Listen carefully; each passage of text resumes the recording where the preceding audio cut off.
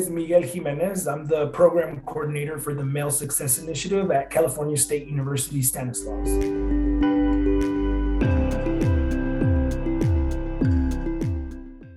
I've had the opportunity to engage with the CSU Student Success Network over the course of the past year and a half as a team member of Stanislaus State's Middle Leadership Academy and also participating in the Men of Color workshop convenings by Dr. Adrian Huerta out of the University of Southern California. It kind of went in at the same time. So I started the Middle Leadership Academy first, and part of the Middle Leadership Academy, one of the breakout sessions or development sessions that the network hosted was one of the first convenings for the Men of Color.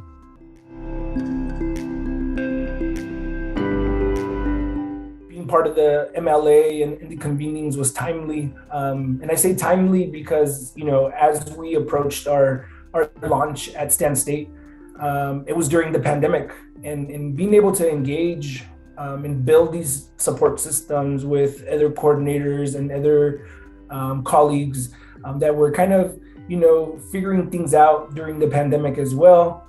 Maybe in different programs, but similar strategies really helped not only develop what we were doing on campus, but, build a support system so that I can tap on shoulders from, folks on my campus or other campuses. I think my leadership approach has always rested on, a philosophy surrounding the lived experiences that I have gone through as, a first generation man of color that has graduated and attended graduate school. Most importantly, what matters in this line of work is representation. And the reason I'm so passionate about engaging in this work is because I myself have lived what our students are living.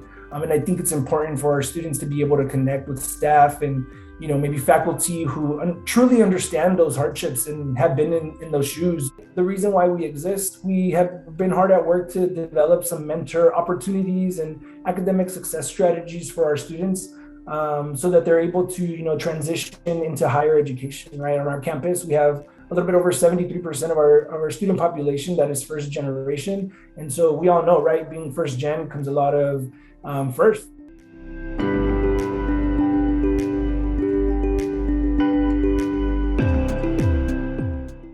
The biggest takeaway that I catch from the convening systemically, right? There's a dire need for research, policy implementation, and dedicated institutional funding and resources. The biggest takeaways locally for us was really how to use our data to paint our picture and to tell our story, right? Through these convenings, they had us bring in a bunch of institutional data as it related to persistence, graduation, how it compared to other student groups, right, across gender, race, ethnicity. And I think just being able to pull that data and paint a picture of where our campus currently stands, it allowed us to really intentionally move forward in developing our services. A lot of the data that was used in the development of this program really was rooted through the goals from the Graduation Initiative 2025.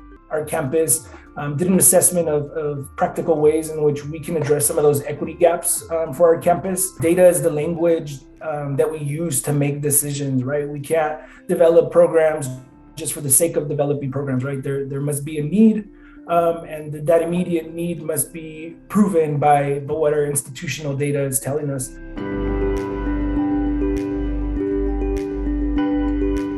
And on our campus, right, just the gender enrollment gap is a pretty big gap for us. And so as our leadership began to dive into what that data was telling us, it was telling us, right, we're not enrolling a lot of men of color, which isn't just a campus specific issue for us. This is a pretty much a nationwide trend. Some of the challenges that our campus has faced, let me preface by saying that we're extremely privileged to be able to say that the Male Success Initiative and the work that we're engaging in has been widely supported. We still have a lot of work to do. We're going to continue doing the work. But I think it's important that as we do this work, that opportunities that the CSU network and other researchers like Dr. Huerta provide continue to take place.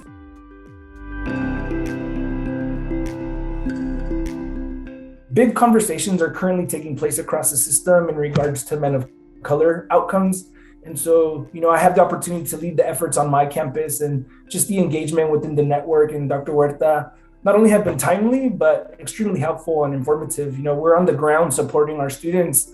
And these type of opportunities are always important, as they allow us to make that connection from the theory to practice. We've had the opportunity to develop some programs with some sister campuses, and have collaborated with Humboldt State, Fresno State on some virtual activities for our students.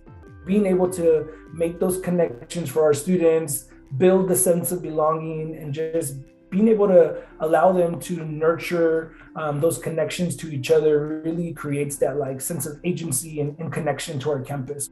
One of the biggest shifts that we made as a program, was to really implement that. And a lot of the feedback that we have received really has come from upperclassmen that have told us, I wish there was something like this that existed when I was younger. I think I would have got better grades. I would have been able to connect and finish a little bit faster. And to us, hearing things like that makes us realize, okay, you know what, we're on the right path.